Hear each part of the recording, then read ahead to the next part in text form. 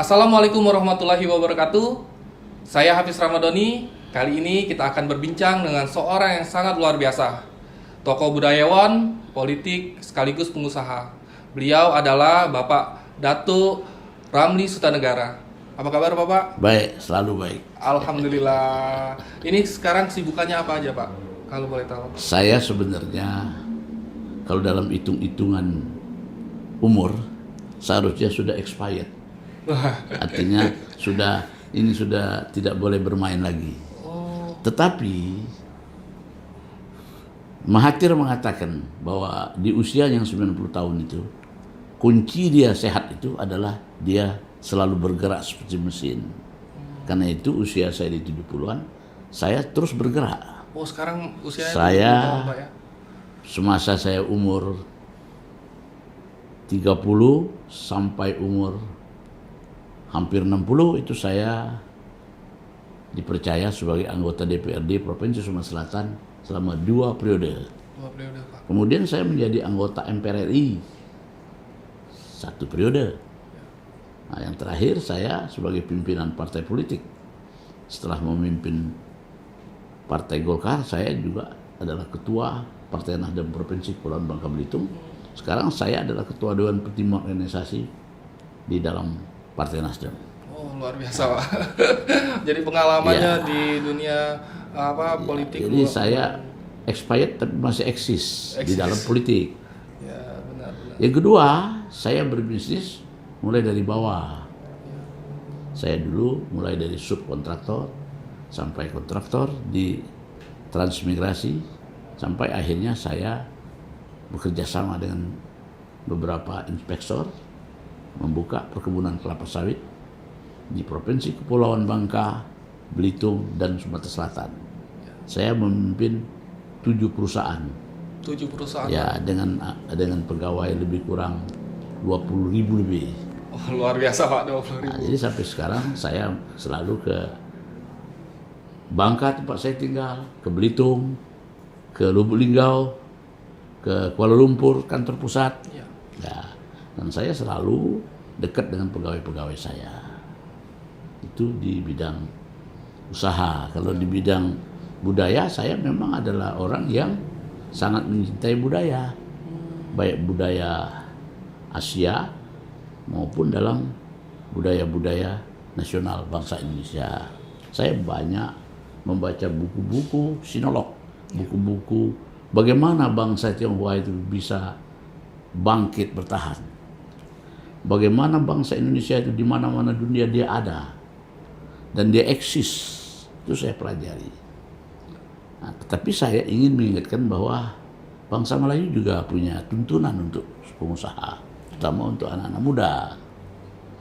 Ya, kan sudah ada pesan dari orang-orang tua kita, datuk-datuk kita. Kalau sholatlah di surau. Kenapa? Karena di surau itu kita berkumpul dengan orang banyak, Ya. kumpul dengan para ulama, kumpul dengan orang pandai. Di situ kita berdiskusi.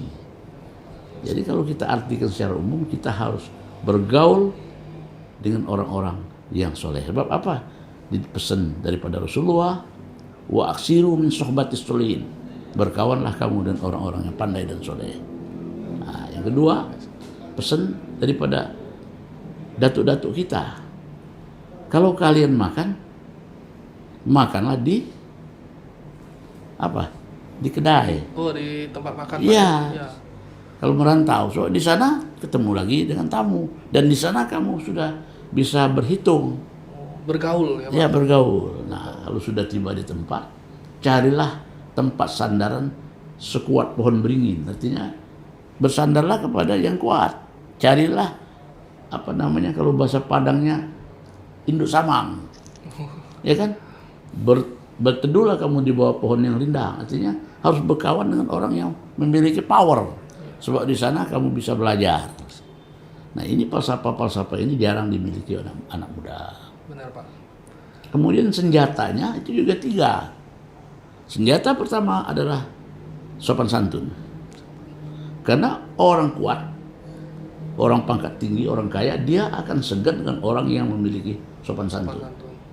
Itu yang pertama. Yang kedua adalah keikhlasan.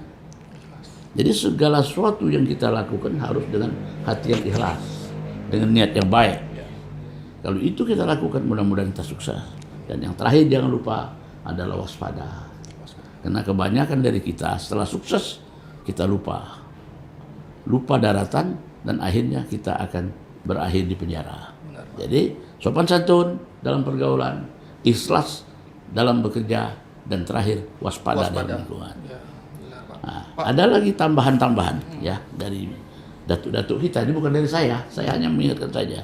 Itu yang pertama, kita harus pandai membaca. Pandai membaca. Membaca itu kadang-kadang biar profesor doktor belum tentu dia bisa membaca.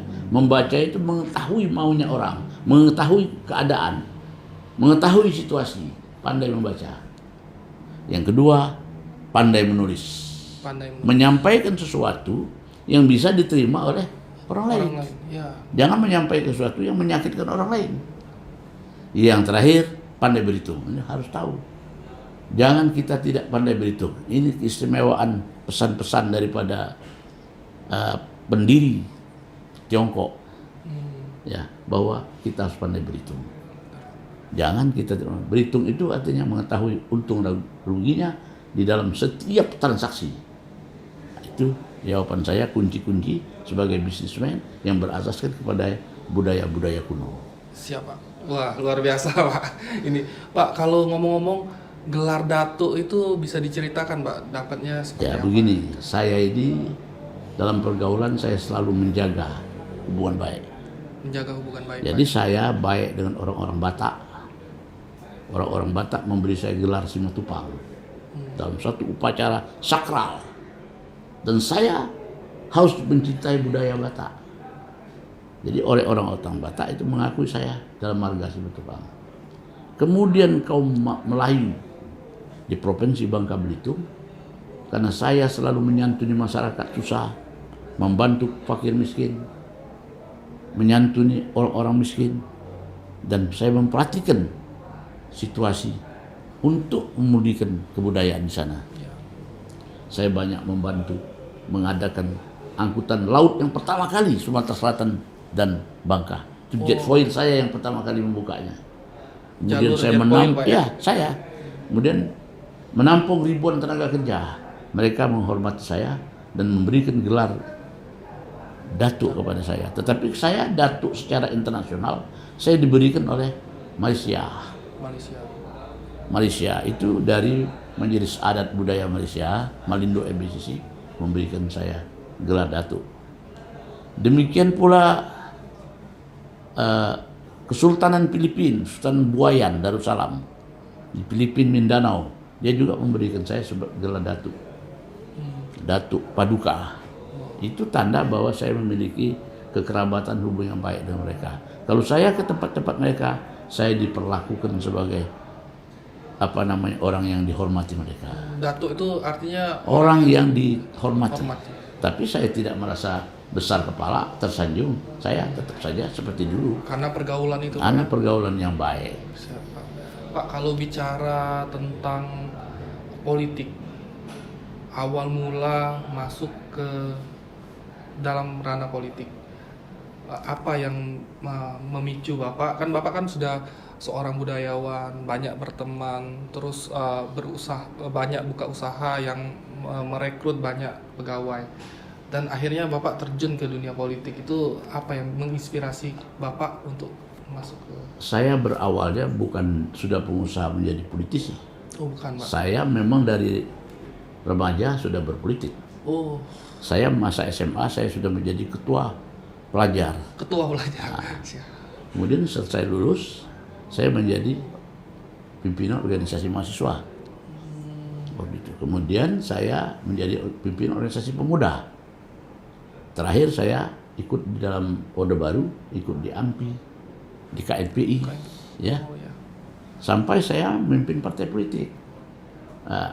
Bahwa politik itu adalah merupakan panggilan nurani, karena memang saya terpanggil untuk berpolitik, untuk ikut menata, memperbaiki keadaan masyarakat sesuai dengan kemampuan saya. Oh, artinya sudah Iya. lama banget Pak ya? Iya, Di waktu itu partai saya organisasi. Golkar. Oh, Golkar Pak ya? Setelah berkembang, organisasi Golkar itu reformasi, saya bersama-sama pengurus Golkar lainnya yang mendirikanlah partai Nasdem ini. Nasdem. Dan sampai sekarang saya masih di Nasdem. Luar biasa Ya, Pak. seperti yang saya katakan tadi, bukan berarti saya tidak memberi kesempatan kepada generasi muda. Saya ingin ngajak semua generasi muda. Mari bersama-sama kita berpolitik yang santun, berpolitik yang beretika, dan kita mencari uang dengan cara berbisnis. Ya, sebab generasi muda ini memiliki potensi yang luar biasa, memiliki ilmu pengetahuan yang luar biasa, dan kalian memiliki masa depan yang luar biasa, asal kalian tetap komitmen dan menjaga jati diri kalian. Benar Pak. Pak, kalau menanggapi politik dinasti Pak, apa bisa ditanggapin Pak? Politik. Sebenarnya semua orang Semua itu orang memiliki hak yang sama. Apakah dia anak tukang beca, apakah anak bupati, apakah anak gubernur, semua sama. semua sama. Tetapi memang patsunnya, kalau bapaknya sudah berkuasa, ya dipertimbangkan dululah untuk mengorbitkan anaknya. Oh, dipertimbangkan. Ya, jadi dipertimbangkan, bukan tidak boleh. Patsun itu. Patsun itu artinya ya dijaga etika lah, jangan sampai nanti dinilai orang primordialisme. Oh ya. Ya. Tapi bahwa hak semua berhak, boleh-boleh saja. Boleh-boleh saja Pak ya. Tapi kalau saya berpendapat, kalau kita sedang berkuasa, janganlah dulu. Suruh dulu orang lain. Nanti kalau kita tidak berkuasa, kita suruh anak kita bertarung. Ya. Saya ingat pesan dari Jenderal MacArthur itu di depan ada. Ini nanti pulang baca. Ya, Jenderal MacArthur mengatakan, Tuhan katanya jadikanlah anak saya ini sebagai orang yang mengenal dirinya sendiri. Tempatkanlah dia di tempat yang sulit, penuh tantangan. Ya. Supaya kalau nanti dia berhasil, dia akan kuat seperti pohon yang berakar. Itu kata Jenderal MacArthur, bukan kata saya. Siap. Nah, Ya. itulah apa yang diharapkan dari generasi muda. Ya, tinggal beretikanya Pak ya. Iya. Tapi sebenarnya semuanya punya Ini hak. sama. Punya hak. Pak, kalau kita berandai-andai nih Pak, berandai-andai saat ini Bapak menjadi wali kota Palembang. Hal pertama apa yang akan Bapak lakukan Pak? Ya, sebenarnya saya tidak pernah berkeinginan menjadi wali kota dari dulu. Saya harus berada di luar sistem di luar pemerintahan, artinya saya biarlah di lembaga legislatif. Yang jadi problem di kota Palembang sejak zaman Belanda adalah penataan kota. Penataan kota Pak ya. Jadi kota ini harus ditata sebaik-baiknya. Bagaimana memperluasnya di daerah lain, ya, artinya dimasuki daerah sekitar Banyuasin, ya, itu yang paling memenuhi syarat. Nah itu ditata baru lagi, kemudian rencana tata ruangnya dimantapkan, jangan berubah-berubah. Lain wali kota, lain perubahan, harus dimantapkan dulu. Kalau sudah diputuskan itu, jadi wali kota yang akan datang ganti-ganti tetap akan menjalankan program itu. Program itu, ya Tidak boleh dirubah-rubah. benar Pak. Oh, jadi Kita hal tidak yang bisa menyalahkan wali kota sekarang, ya, karena dia sudah ada program wali kota dulu. ya, benar. Ya, jadi tapi apa yang dibuat oleh wali kota dan wakil sekarang sudah sangat baik. Dia sudah suka turun ke bawah. Ya. Jadi pertama kali Bapak akan menata kota dulu. Iya. Menata kota. Karena kota Palembang ini Bidang memang kota. ya Ya. tempat-tempat wisatanya, ya kan, pelayanan masyarakatnya, ya kan. Siap. Luar biasa Pak. Terakhir nih Pak, pesan-pesan apa yang Bapak akan sampaikan kepada masyarakat yang sedang menonton sekarang Pak? Saya pesankan pertama kepada para senior. Para senior. Para senior ini dia harus aktif memberikan bimbingan kepada anak-anak muda. Karena pengalaman-pengalaman ini tidak, kalau dibuat buku membacanya terlalu lama. Benar. Marilah kita memberikan arahan-arahan, nasihat-nasihat kepada generasi muda. Dan kepada generasi muda, dia tetap harus menjaga integritas dirinya sebagai generasi muda yang memiliki masa depan. Ya. Jaga diri baik-baik, jangan terpengaruh dengan hal-hal yang negatif. Sebab generasi muda kita kasihan, banyak sekali saya baca di koran-koran terlibat masalah obat-obatan terlarang. Ya, narkoba Pak ya. Kemudian tawuran-tawuran itu adalah hal yang sangat menusuk hati masyarakat, membuat masyarakat gelisah. Resah. Jadi ada 4 F itu yang menjadi musuh kita berhati-hati. Yang pertama, film. Film itu di TV di mana-mana selalu memberikan tontonan anak melawan orang tua, membentak ibu. Kalau di televisi di luar, di tempat saya selalu berada di Malaysia, itu yang diajarkan bagaimana anak muda menghormati orang tua. Tentang kesopanan, Pak. Ya, tentang sopan santun. Itu film. Yang kedua, food. Makanan. Makanan tradisional ini lebih baik daripada makanan-makanan yang datang dari Eropa, dari Barat. Kenapa? Makanan-makanan itu mengandung banyak kolesterol, mengandung banyak bumbu masak yang mencelakakan. Itu food yang kedua. Yang ketiga, fashion. Pakaian juga harus sesuai. Saya lihat banyak teman-teman kita sekarang zaman saya jadi anggota DPR itu kalau hari-hari ada PDH, ya mau ngambil keputusan ada pakaian lengkap, pakai jas. Saya lihat sekarang orang sudah tidak mau lagi pakai PDH.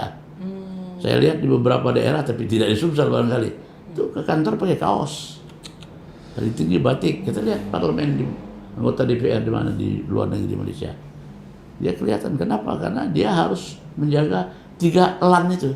Yang pertama penampilan, dia harus meyakinkan. Yang kedua obrolan, dia harus bisa berbahasa yang santun. Dan sekali menguasai juga bahasa-bahasa asing, ya kan? Ya. Betul. Yang keempat, lahan pergaulan, dia harus punya wawasan yang luas bergaul kemana-mana. Kita sekarang ini ada yang namanya DL. DL itu digunakan untuk berkunjung ke daerah-daerah. Saya menyarankan DL itu setahun sekali ke luar negeri dong, ya, supaya wawasan kita itu luas. Luar biasa, Pak. Jadi nasihat-nasihat orang tua ini sekarang sudah mulai banyak tidak dipakai, Pak ya. Ya. Padahal itu sangat karena tidak didukung oleh media. Film-film itu kan banyak menimbulkan situasi yang membuat resah keluarga. Ya, benar, Pak. Oke, Pak, terima kasih banyak, ini luar biasa. Walaupun dengan waktu yang singkat, Bapak sudah menceritakan garis besarnya, banyak ilmu, banyak pengalaman yang sudah Bapak bagi ke kami, anak-anak muda khususnya. Terima kasih, semoga Bapak sehat selalu. Amin. Baiklah, saya Hafiz Ramadhani. Terima kasih sudah menonton tayangan ini. Sampai ketemu di video-video selanjutnya. Wassalamualaikum warahmatullahi wabarakatuh.